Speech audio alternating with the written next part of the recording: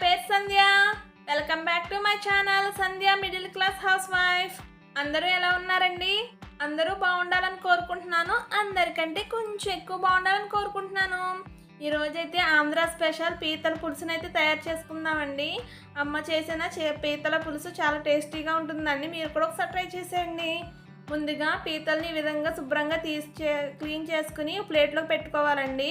ఇవి గుడ్డు పీతలు, అంటే ఆరెంజ్ కలర్లో ఉన్నవన్నీ కూడా మనకి పీత గుడ్డు అన్నమాట. తెలియని వాళ్ళ కోసం చెప్తున్నానండి. ఇప్పుడు గ్యాస్ మీద బాండీ పెట్టి ఆయిల్ వేసుకుని హీట్ చేసుకోవాలి. హీట్ అయిన ఆయిల్లో మనం ముందుగా మిక్సీ పట్టుకున్న ఆనియన్స్, టమాటా పేస్ట్ని వేసుకోవాలండి. వేసుకుని కట్ చేసిన పచ్చిమిర్చిని కూడా వేసుకుని ఫ్రై చేసుకోవాలి. వాటిలో కట్ చేసిన బెండకాయ ముక్కలను కూడా వేసుకుని ఫ్రై చేసుకోవాలండి. ఈ విధంగా వేసుకుని ఫ్రై చేసుకోవడం వల్ల ఆనియన్స్తో పాటు మనకి బెండకాయ ముక్కలు కూడా చక్కగా ఫ్రై అయిపోతాయండి. లేకపోతే పులుసులో మనకి బెండకాయ ముక్కలు కుక్ అవ్వవు కదా, అందుకని చెప్పి ఇప్పుడే వేసుకుని ఫ్రై చేసుకోవాలి. ఇప్పుడు మసాలా కోసం ఒక మిక్సీ జార్లో 2 స్పూన్లు ధనియాలు, 2 స్పూన్లు జీలకర్ర, ఒక 4-5 వెల్లుల్లి రెబ్బల్ని వేసుకుని వాటర్ వేసుకుని మెత్తటి పేస్ట్లా చేసుకోవాలి. ఇప్పుడు ఫ్రై అవుతున్న ఆనియన్ పేస్ట్లో వేసుకుని పచ్చివాసన పోయే వరకు ఫ్రై చేసుకోవాలి. ఈ విధంగా ఫ్రై అయిన ఆనియన్ పేస్ట్లో తగినంత కళ్ళుప్పునైతే వేసుకున్నామండి. మీ దగ్గర సాల్ట్ ఉంటే సాల్ట్ వేసుకోండి. అలాగే 1/2 స్పూన్ పసుపు, తగినంత కారం వేసుకోండి.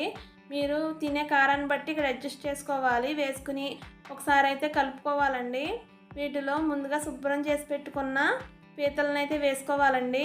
చూస్తున్నారు కదా, ఈ విధంగా మొత్తం పీతలను వేసేసుకోవాలి. తర్వాత ఒకసారి కలుపుకోవాలండి. ముందుగా మనం నానబెట్టి పక్కన పెట్టుకున్న చింతపండుని ఈ విధంగా జ్యూస్లా చేసుకుని వేసేసుకోవాలి. తర్వాత తగినంత వాటర్ను కూడా వేసుకుని మనం తినే పులుపుని బట్టి అడ్జస్ట్ చేసుకోవాలండి. ఇక్కడైతే మనకి పీతల పులుసు చక్కగా అయితే మరుగుతుందండి. మీరు తినే కన్సిస్టెన్సీని బట్టి మరిగించుకోవాలి.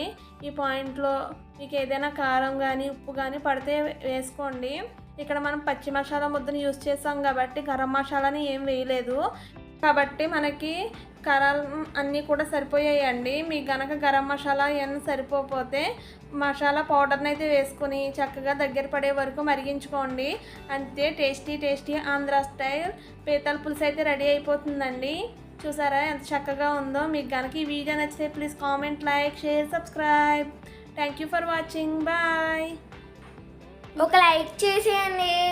బాయ్.